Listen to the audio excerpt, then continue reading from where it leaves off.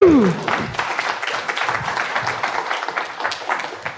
thank you. Hey, my name's Jordan, and I'm going to be presenting today. The title of my talk is Will Ransomware Eventually Run Somewhere? And it's basically, I'd say, my prediction, and it's what I think may happen over the next 10 years. So just a brief introduction. I'm a senior penetration tester with Stratia Cyber. I'm part of the assessment service, and we do a number of assessments. We do web application tests, infrastructure, every kind of pen testing you can think of. Outside of work, I'm a keen bug bounty hunter. I'm part of the Cynac Red team as a security researcher, and I do public bug bounty as well. I've had recognition from Google, the BBC, working with the University of Cambridge just now on a project. So my career didn't actually start in cybersecurity. I didn't have your typical entry route like most people do with the university. I started off in the army in the Royal Signals, did 4 years, deployed to Afghanistan, and then I left the army and decided to move into a career in oil and gas in offshore field. I worked on drill ships and oil rigs all around Europe, and for the last 2 years before I finished doing that, I went international, Egypt, Israel, some really nice places like that. That probably sounds weird of how I got into cybersecurity, but prior to joining the military, I probably spent from the age of 12 to 16, 17 in my room on the internet learning lots of things, probably the best way to put it. So that's where my interest came from. The age of 12, 20 years ago, I was kind of given free rein on the internet, and it was just one of those things. You make friends, you integrate, you learn things, and that's kind of what it was back then. So I'm going to start with an opening statement. Could ransomware become a thing of the past? With a generation that utilises social media for large aspects of their life, and an emerging financial area where a social media post can move a financial market, what could that mean in terms of cyber attacks? So what that kind of breaks down into is we've now got a generation that lives on social media. The first thing they do when they wake up is look at a screen. The last thing they do when they go to sleep is look at a screen. They live their lives on social media. Everything they do is documented on social media, and they just live there basically. And it's an interesting attack path, and it's something I'm really interested in.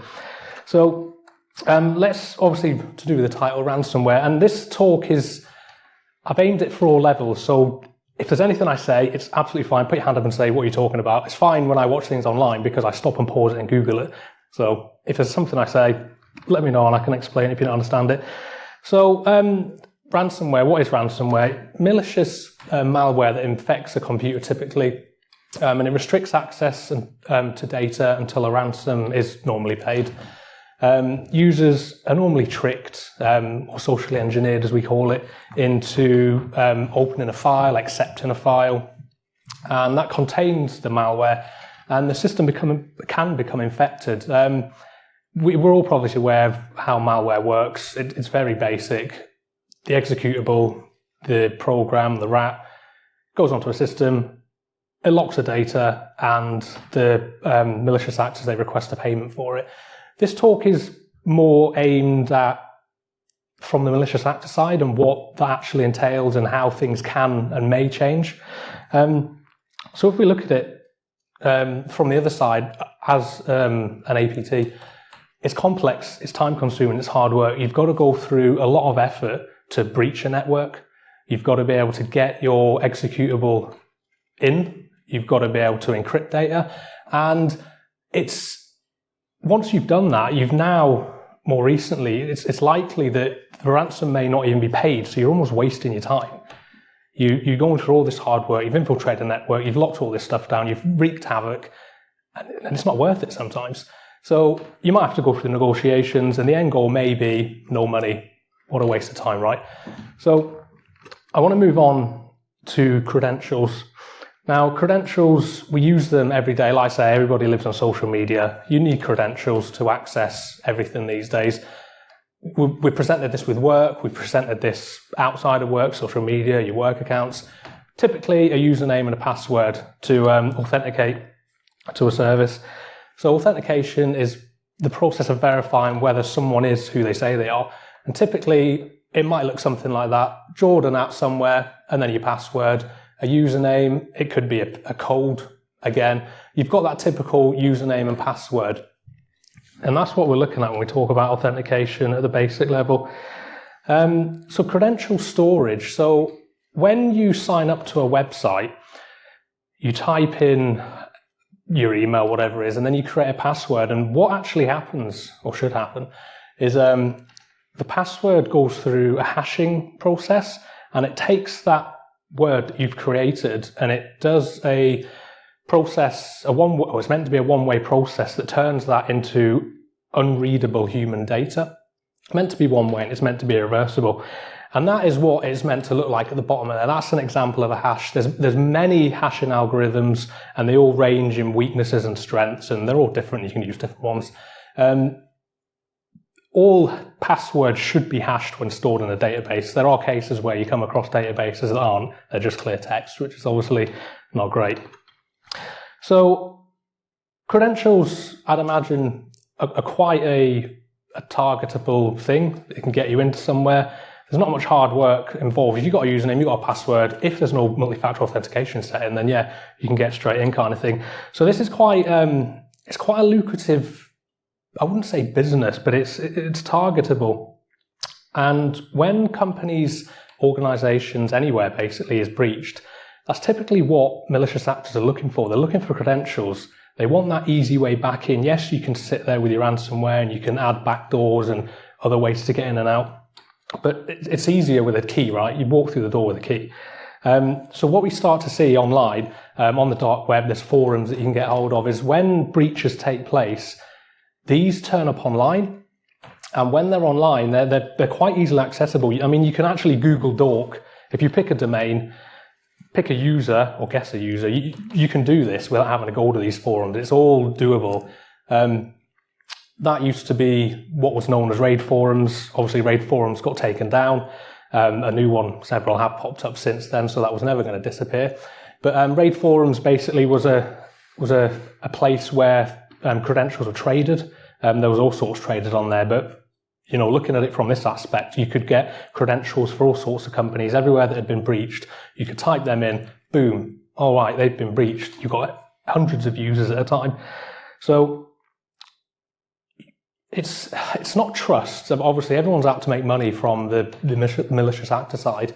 So how are they kind of transferred? And what obviously you can do is, you know, Bitcoin, cryptocurrency, that's changed the way that people make money these days, criminal-wise. It's meant to be not traceable, but it's a lot easier to move money around. And you can move files through websites like this. You've got anonymous file uploads, you've got Pastebin, you've got Oldbin, which is meant to be secure. You've got escrow. These are all ways that you can move files from one person to another without being traced. So we'll look at some quite high-profile breaches. 2014, Yahoo, you had 500 million accounts breach. LinkedIn, several times, 165 million user accounts. LinkedIn, again, is another form of social media. Everybody lives on it. Everybody uses it to speak and live these days. Businesses depend on it. Dubsmash, again, 162 million accounts. Adobe was a huge one. That was quite old. And what you'll find, actually, with the Adobe, depending on where you look, you can actually find the clear text secret question information. So that's actually out there. You can find that. And when you look at this information, it'll say username, password, there's a hash, and then at the end, it shows you in clear text what the answer to their secret question was. MyFitnessPal, again, 2018, 150 million accounts gone. Canva, that was quite a big one, 137 million. And MyHeritage, a lot of people use that. And again, 2017, 92 million accounts gone. So I'm going to do a little demonstration, and what I'm going to look at, is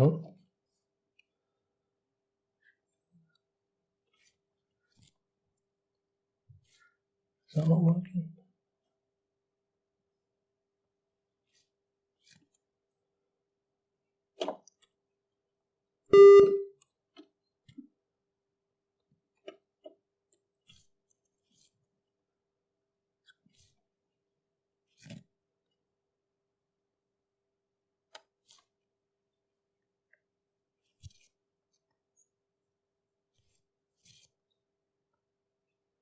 It's broken.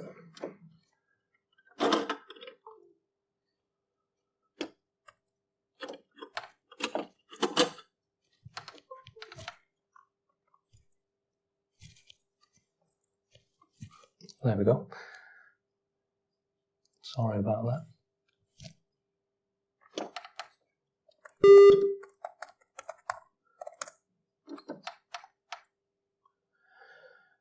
So let's do a small exercise based on the malicious actor ideology.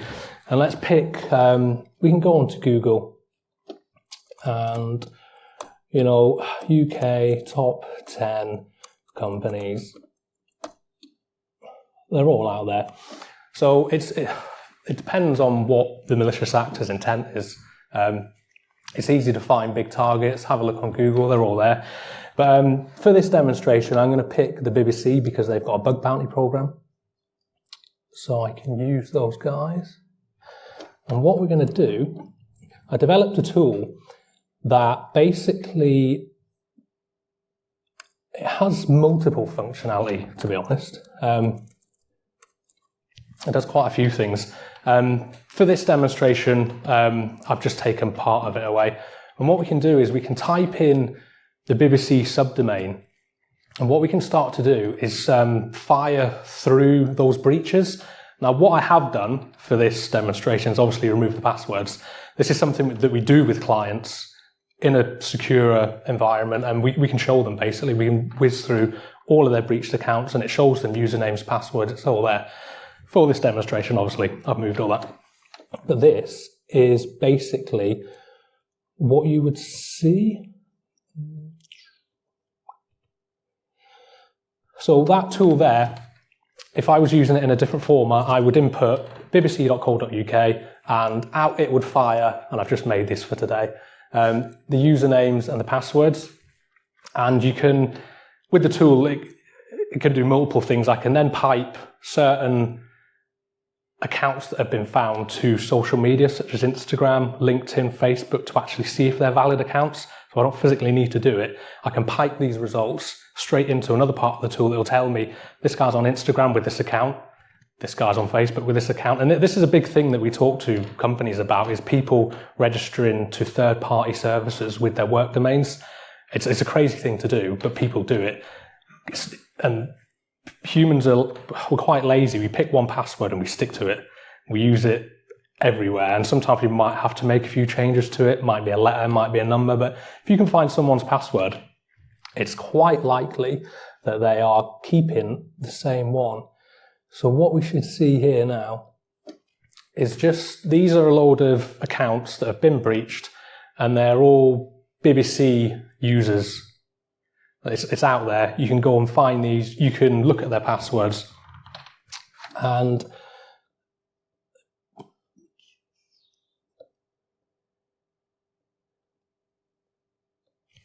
so with that, you've obviously got, I would almost say, a possible entry.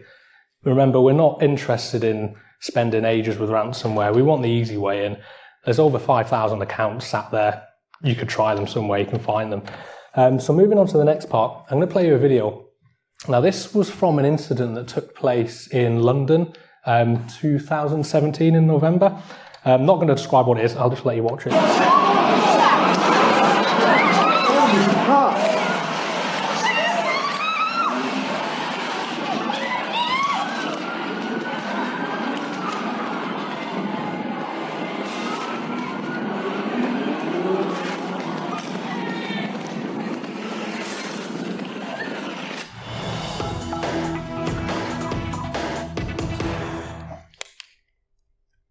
We're starting out with some big breaking news that's coming in right now. London police say reports of a number of shots fired at Oxford Street. Reports say the police have treated the incident as if terror-related. The police urge commuters to avoid Oxford Street. No casualties have been reported so far. So shots have been heard at Oxford Street in London. This is a very busy street in central London. The police are investigating the matter. They, of course, are treating it as a terror-related incident. They are investigating the matter where the shots came from. But commuters have been asked to, of course, vacate the area, the Oxford Street area. There you can see commuters at the tube station in Oxford Street running in all directions after those shots were heard fired near Oxford Street tube station, a very busy street, a shopping area in the city of London, in the middle of the city of London.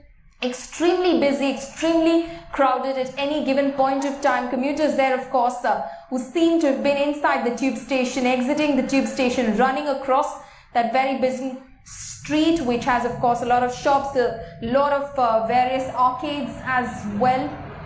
London police, of course, investigating the matter. They are trying to find the origin of where those shots were heard from. They are treating the matter, as they say, as a matter of a terror-related incident. Is this a terror attack? For the moment, they're treating it with utmost seriousness. They are investigating the matter as to where was those shots heard from. So, that video we just watched there, what did we see? We saw panic, we saw uncertainty, we saw fear. As the reporter described, they thought it was a terror attack. If you probably weren't paying that much attention, but the last line, the news reporter says they are investigating where those shots came from. Now, those shots actually came from social media. An incident took place on the London Underground. It was an altercation between two men. It was a fight. And social media, someone, Ollie Mers, he posted a tweet and said that there was gunshots in a shop, and there absolutely wasn't. Now, Ollie Mers is, at the time, I think, had about 7 million followers. There's a potential that 7 million people saw that. And again, we're talking about a generation that lives on social media, they breathe social media, they believe social media. So that sent London into a spiral, basically. There wasn't a gunshot, there was no one shot. Social media is where the shots came from. So I'm going to move briefly onto social media. And when we talk about social media, if you look on the internet, it describes it as social media are interactive technologies that facilitate the creation and sharing of information, ideas, interests, and other forms of expressions through virtual communities and networks. Now, everybody in here will probably think of social media, Facebook, Twitter, LinkedIn. I can reel them all off there. My personal opinion of social media, I absolutely hate it. I think it's a toxic cesspit of negativity. It is the cancer of society, but that's just the way we live. I'm going to go off track a little bit with this presentation. And as a parent, I've got a young daughter who is my age, my age 20 years ago when I was first let loose on the internet, and I had no restrictions. Nobody really knew what it was. Parents didn't know what it was. It was just a game. And so like I say, my daughter's now at that age where she wants to be on the internet. All her friends are on the internet. They've all got social media. She doesn't. That's another conversation. But there's tools out there that can help us kind of limit and direct what our children can do on the internet. Because it wouldn't be fair. It wouldn't be fair to me to say to my daughter, you are not having any interaction on the internet. That's not fair. But I can limit and keep an eye on what she can and can't do. So Google have an app called the Family Link. And what it basically does, it allows, you install it with your daughter's, or whoever, your child's account. You have to use a Gmail account. You can make one up. That's what I've done, use 2 different accounts for it. And like you say, you can set screen times. And basically what I use it for is she wants certain apps on her phone and it'll come to me on a notification. Can she have this app? Yeah, fine. Can she have this app? No, she cannot. Off. So this happened, I want to say 4 or 5 months ago. I was on my desktop doing some work online. And my daughter was playing on, I think it was Minecraft or something. And she plays online with her friends and they use the Google Hangouts. But because she needed to log into another machine, it needed my authorization. So I was in the middle of something and I'd forgot the password that I'd actually set. So the process is the child logs in or attempts to log in with her credentials to Google Hangouts. It then comes back to me and says, can she do this? Or like she did, she brought the computer to me on the laptop and said, can you log in and approve this? Okay, and like I say, I couldn't remember the password. And intuitivity got the better of me and I thought, actually, let's have a look at this. And what we ended up doing was throwing it through Burp. Burp's a proxy tool that you can use. There's many other proxy tools out there. And basically you can intercept, read, modify requests that are sent to and from servers, browsers and stuff like that.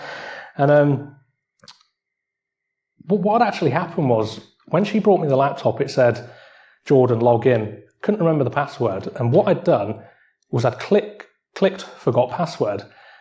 And it wasn't as quick as I'm talking about it. It took me about half an hour. And I watched the flows, and basically what we could do, and she sat there with me as I'm doing this, was you could change the notification that was sent to your app. So if you set up multi-factor authentication with Google, it'll come up on your phone if you try and change your password anywhere. If you log in somewhere new, it'll come up on your phone and say, is this you? Give you an IP address, give you a location, yes or no. So what happened was, I couldn't remember the password. I thought, okay, let's have a look at this. Ran it through Burp, I don't know why I just did. And then a notification came up on my phone and it said, are you trying to change your password? Now, this is the very long story short without using Burp. You could click yes, and what the authorization flow did was kind of forget what we'd asked it to do in the first place, which was, can we let my daughter log in? And it automatically gave her approval. So she didn't actually need my password or me to be able to authorize it, basically. All she needed to do was go on my phone and click yes. She didn't need to change my password. She didn't need to do anything like that. And we reported it to Google, and it was actually really, really good. They're really good about it. And I can see their business case. They said, when we look at our bugs, we're looking at it from a large audience.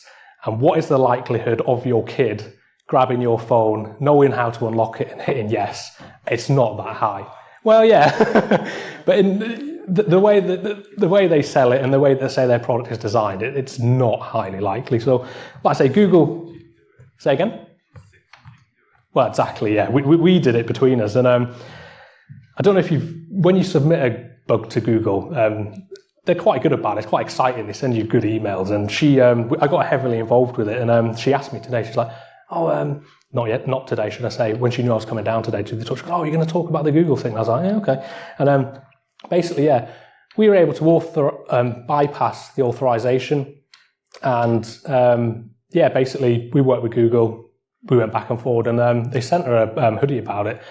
And she was made up. She was over the moon, and I was proper proud of her because it sparked that interest that I know I found 20 years ago, and I thought it was good. So that's why I wanted to bring this up, because she asked me, but two, again, it's about the new generation. We need to educate them.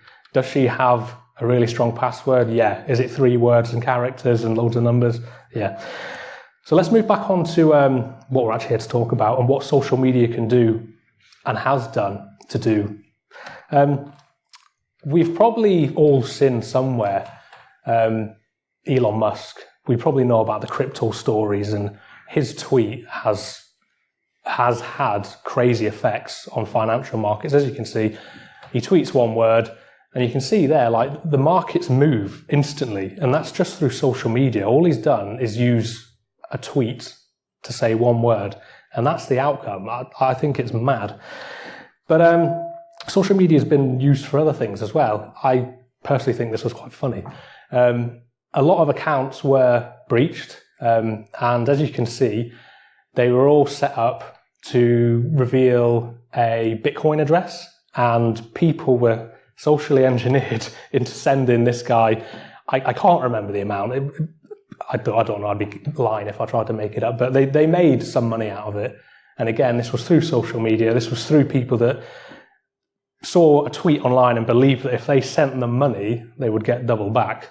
But hey, but it can also cause financial damage. So back in 2013, yeah, I can tell because it's on there, the Associated Press was hacked. And what happened was they'd put out a tweet, or the malicious actor did. He put out a tweet and said that the White House had been blown up. Well, there it is, yeah, 2 explosions in the White House, and Barack Obama is injured. Now, that's an absolute lie. That didn't happen. However, financial damage that caused to the S&P 500, I think it was over 130 billion within 6 minutes gone. As you can see, it dropped and it went back up. But if you look at that in terms of what you could do financially, if you know that something is going to drop like that, you can short sell that stock, you can ride that all the way down. And on the other hand of that, within that 6 minutes, it did that, went down and went straight back up. If you know that's coming, that's a tremendous amount of money that can be made because you've got that information. And again, that's from a tweet. And social media can cause huge amounts of damage as well. Like I say, there's organizations that live on social media. This was taken off LinkedIn. I think it was last year. There was a large company, and it basically came online that they didn't have a good culture. People weren't treated well, blah, blah, blah, blah. And what it was a load of posts were made online. And again, like we said, Ollie Murs, he had 7 million 7 million followers on Twitter, and they all saw this. What actually happened to that company is their stocks, well, picture paints 1,000 words. Look at what happened within that month. Their shares just shot right down. And again, that was nothing the company did. That was through social media. So what I want to show you quickly is what does a breach dump look like? So we've obviously, in the last 6 months, there's been some events around. This is a non-political presentation. There's been events around the world, and lots of things happened. And this was only released publicly in the last 30 days.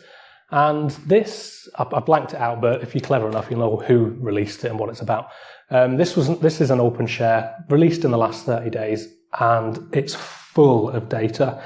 I'll zoom in a bit, and as you can see, say hundreds. There is a lot of data through there. PCAP files, again, they can be analysed to see what's on them, all sorts. But what I'm focusing on is social. And when you go into there, this is exactly what I'm alluding to with this presentation. I think the building blocks are already there. If you look, this is what the malicious actors are already building. TikTok, Facebook, LinkedIn, all these different social media, Snapchat, Facebook again, there's LinkedIn, there's all sorts in there. It's all being used. It might not be at a large level, but like I say, the foundation work is there. Gonna jump back to another demo. Hopefully it'll work.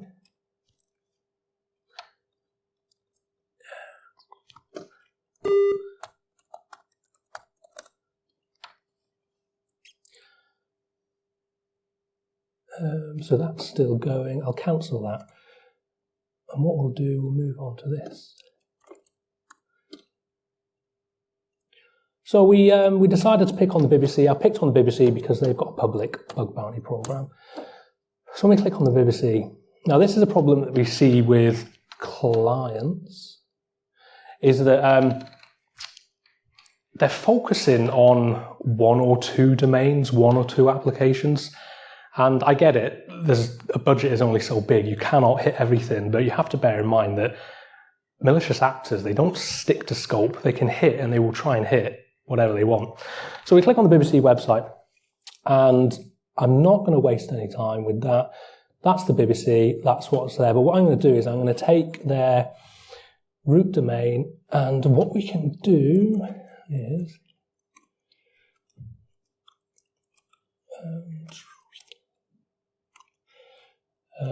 I'm not going to spend too long explaining what all these do because I don't want to go that technical. But basically, I've taken that BBC root domain, and what I've done is I've gone out there looking for all their subdomains, and you'll start to see, I'll zoom in actually, there is hundreds of them. And this is basically what malicious actors are looking at. They're not going to go after your typical main application because we already know that's been pen tested a million times. Hope I can spell right. And what I'm doing is, so we've got 500 subdomains there. Now, this is a way to enumerate. This is all passive, by the way. So if anything, when we go through this presentation, the only thing that a BBC SOC might see is an IP address visiting these websites, and it's all about information gathering, basically. So we've got over 500 subdomains there, and what we can do is use a tool called HTTP probe, and what that'll do is that'll send a small probe, HTTP or HTTPS, to each of those domains, and see basically if we get anything back. And as you can see, we're starting to get hits on quite a lot of them. Now, what the next stage will be is we use another tool called FFF, and what that's going to do is that's going to send an actual request to the server. And what that's going to do is that's going to capture the response. So the browser is going to send a request and it's going to capture the response, and it's going to break that response down. And typically from a server, you receive headers and you receive the body. And in the body contains the HTML typically that we see with our eyes. That's on the web page. The headers, you're not really paying any attention to them. In fact, I'll show you because it's easier. Again, a proxy tool that millions are available out there.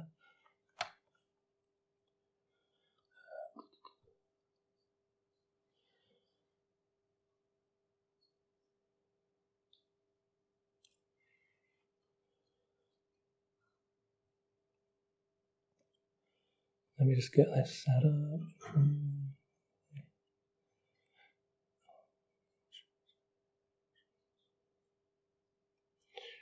So what I'm going to do is I'm going to go back to bbc.co.uk. I'm going to turn the proxy on first. That would help.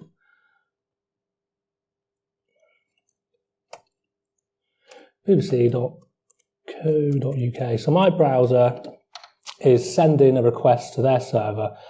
Basically, this is what happens. Let me try. All the APIs are going mad.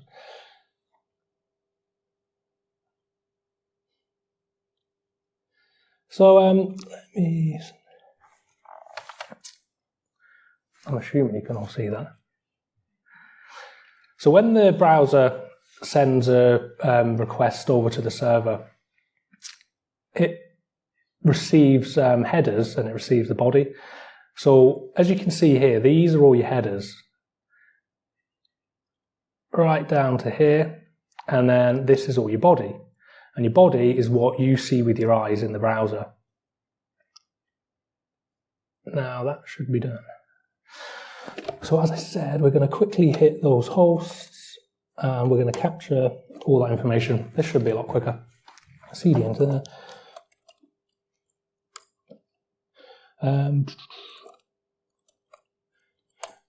Now, what I've done there is basically, we saw there was over 500 subdomains, and we hit all the ones that responded with a probe to their server. Now, some of you may look at this and think, what the hell is that? But to a pen tester or a malicious actor, this is all information that shouldn't be there. It's something that you report to developers. This stuff shouldn't be there. You can hide it, basically. And it's attractive.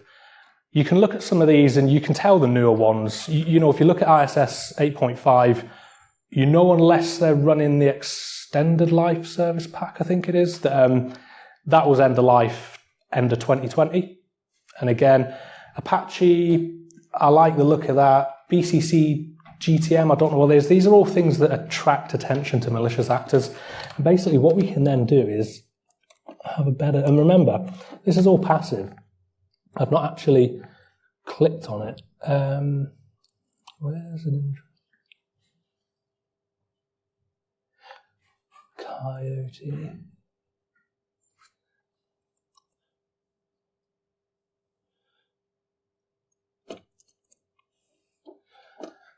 So as you can see, this is an admin interface. And how I found that was through the server headers. Server header shouldn't be there. You can remove that. And it's information that's given away. And again, this is what malicious actors can be looking for. It's the easiest way in. So we've seen on the other VM that we have, I closed it, but we had like over 5,000 BBC credentials. Is it going to take me that long to hit 5,000 credentials in a stuffing attack through there? No, probably not. So this is a way you can automate looking through a huge organisation, and it's what malicious actors do. And what you can do again is look for authentication. And what I'm doing is I'm looking through the headers, and I'm looking for stuff that gives it away. So this is telling me that all these are probably going to be a login page. I'm not going to waste everybody's time, but what I'm trying to get at is you can use breach credentials and you can find login interfaces with ease because they're missed.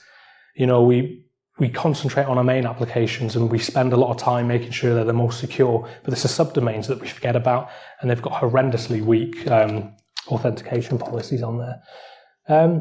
Another thing we can look at actually is, very quickly, what I'm going to do is I'm going to take all of those, all the information contained within the body. We've called it all. And these are all the URLs that are contained within it, because you can have redirects, you can be pulling information from somewhere else. The web application, you know, they integrate, they look at different things.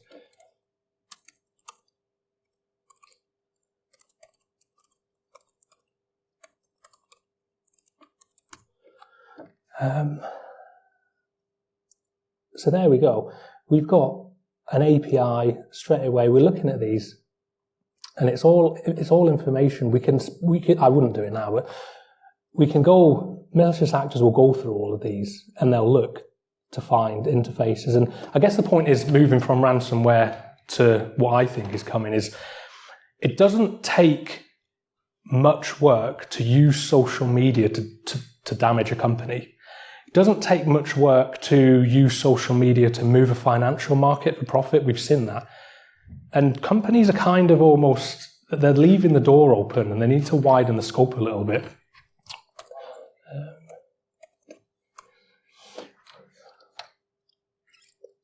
You jump back to the presentation.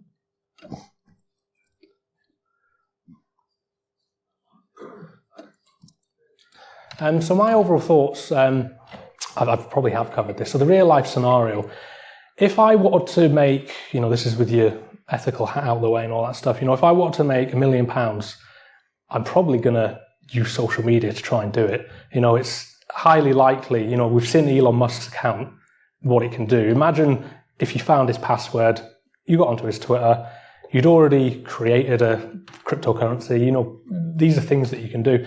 And I think, you know, with the attack, well, I say the gunshots that we saw earlier, social media contribute to that. If you can cause panic and chaos, there's a way to make financial gain from that. And when you're looking at how threat actors, they have to weigh it up. They have to look at, this ransomware is going to take this long. There's a chance we might not get paid.